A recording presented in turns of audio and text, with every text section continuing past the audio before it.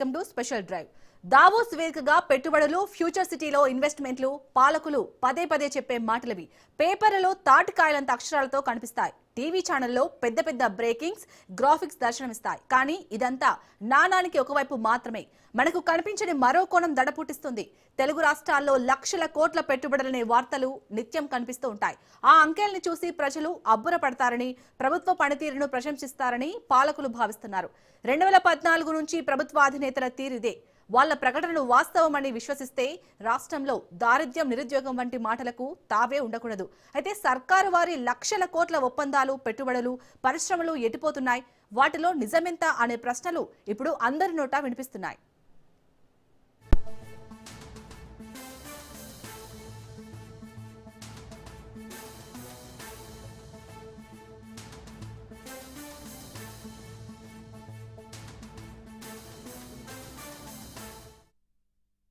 రెండు 2014 నుంచి 2025 వరకు దావోస్ వరల్డ్ ఎకనామిక్ ఫోరం ద్వారా తెలంగాణ రాష్ట్రంతో జరిగిన ఒప్పందాల విలువ 2,45,000 కోట్లు.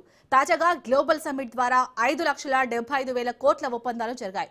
2014 నుంచి 2023 వరకు బీఆర్ఎస్ హయాంలో జరిగిన దావోస్ ఒప్పందాల విలువ 26,000 కోట్లు. అయితే వాటిలో రాష్ట్రంలోకి వచ్చిన పెట్టుబడులు 8,300 కోట్లు. ఇప్పటికీ అవి పూర్తిగా రాలేదు. కొన్ని కంపెనీలు వివిధ దశల్లో ఉన్నాయి.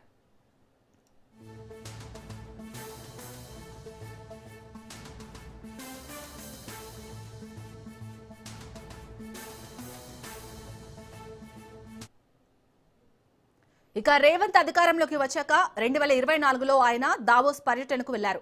40,232 కోట్ల మేరకు వివిధ సంస్థలతో వాణిజ్య ఒప్పందాలు చేసుకున్నారు. కానీ క్షేత్రస్థాయిలో వచ్చిన పెట్టుబడులు 12,000 కోట్లు మాత్రమే.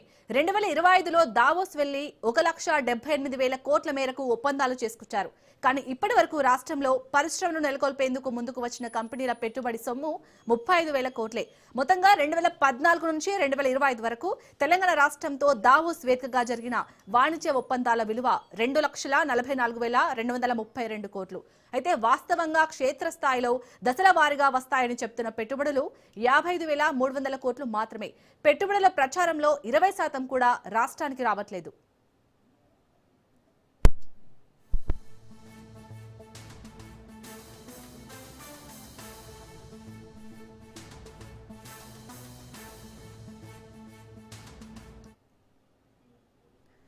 ఎంఓయూలపై తనదైన శైలిలో విమర్శలు చేశారు బీఆర్ఎస్ అధినేత కేసీఆర్. ఫ్యూచర్ సిటీ పేరుతో జరిగేదంతా రియల్ ఎస్టేట్ దందా అంటూ మండిపడ్డారు. రేవంత్ ప్రభుత్వం చెప్తున్న ఎంఓయూలు, పెట్టుబడులన్నీ ఉత్త బోగస్ అంటూ ఎద్దేవా చేశారు. అందుకు చంద్రబాబు కథే నిదర్శనమని ఉదహరించారు. స్టార్ హోటళ్లలో ఉండే వంట మనుషులు, సప్లై చేసేటోళ్లంతా సంతకాలు పెట్టించి ఎంఓయూలు కుదిరినట్లు గప్పాలు కొట్టారని తూర్పారబట్టారు.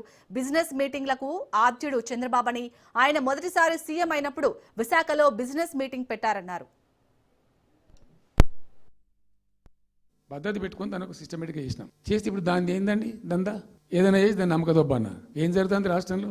ఫ్యూచర్ సిటీ, తొక్క సిటీ. ఎవరికి కావాలి నీ ఫ్యూచర్ సిటీ? నాకు అర్థం కాదు. నువ్వు పెంచినావు హైదరాబాద్. ఎవరు చేసిన హైదరాబాద్ సిటీ? ఇంత వైబ్రాంట్ సిటీ ఎక్కడికి వచ్చింది?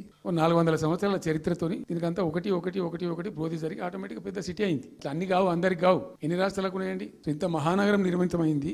ఈ నగరం యొక్క భవిష్యత్తును దృష్టిలో పెట్టుకుని పెట్టిందే ఫార్మా సిటీ. ఈ సిటీ మొత్తం గబ్బులేసిపోవాలి. ఇక్కడ దాంతో నువ్వు తీసుకుపోయాలి ఫ్యూచర్ సిటీ, తొక్క సిటీ.